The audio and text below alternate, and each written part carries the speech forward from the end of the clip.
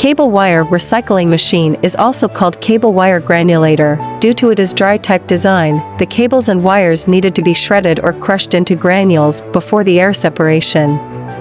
The air separating system is designed by the theory of density separation. Most of the metal and plastic can be separated at this part, but the slight wire needed to be separated by the next separating system, electrostatic separator, which can ensure at least 99% recovery rate for the metal.